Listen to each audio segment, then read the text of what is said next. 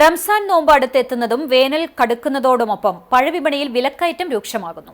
Season അല്ലാത്തതും ചൂട് വർദ്ധിച്ചതും കാരണം ആപ്പിൾ, അനാർ, പൈനാപ്പിൾ തുടങ്ങിയ പഴങ്ങൾക്കെല്ലാം വലിയ തോതിലാണ് വില ഉയർന്നത്. നോമ്പ് മാസത്തിൽ ആരോഗ്യകരമായ ഭക്ഷണത്തിനായും ഇഫ്താർ വിരുന്നിലും പഴവർഗ്ഗങ്ങളാണ് കൂടുതൽ ഉപയോഗിക്കുക പതിവ്. വിലവർധന സാധാരണക്കാരന്റെ കീശ ചോരുന്ന അവസ്ഥയാണ് വിപണിയിലുള്ളത്. നിലവിൽ വിപണിയിൽ ഏറ്റവും കൂടുതൽ വില വർദ്ധിച്ചിരിക്കുന്നത് ആപ്പിളിനാണ്. ഇന്ത്യൻ ആപ്പിളുകളുടെ ലഭ്യത കുറഞ്ഞതോടെ ന്യൂസിലാൻഡ്, ഇറ്റലി, US, തുർക്കി എന്നിവിടങ്ങളിൽ നിന്നുള്ള വിദേശ ആപ്പിളാണ് വിപണിയിലുള്ളത്. കിലോയ്ക്ക് 200 മുതൽ 280 രൂപ വരെയാണ് ഇതിന്റെ വില. നേരത്തെ 80 രൂപയ്ക്ക് ലഭിച്ചിരുന്ന ഇന്ത്യൻ ആപ്പിളുകളുടെ സ്ഥാനത്താണ് ഈ കൊള്ളവില. വിലവർധന കാരണം പല ചെറുകിട കച്ചവടക്കാരും ആപ്പിൾ വിൽപ്പന നിർത്തിയിട്ടുണ്ട്.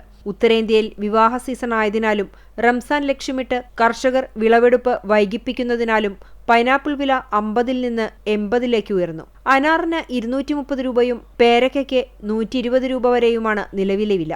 വേനൽ കടുത്തതോടെ തണ്ണിമത്തൻ വിപണിയിൽ സജീവമായിട്ടുണ്ടെങ്കിലും വരും ദിവസങ്ങളിൽ ഇതിനും വില വർദ്ധിക്കുമെന്ന് വ്യാപാരികൾ ആശങ്കപ്പെടുന്നു.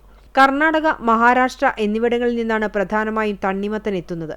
അതേസമയം വെള്ളമുന്തിരി 140, കറുത്ത മുന്തിരി 160, കിനു ഓറഞ്ച് 100 എന്നിവയാണ് വില. നേന്ത്രപ്പഴത്തിന് വിലയിൽ മാറ്റമില്ലാത്തത് ആശ്വാസമാണ്.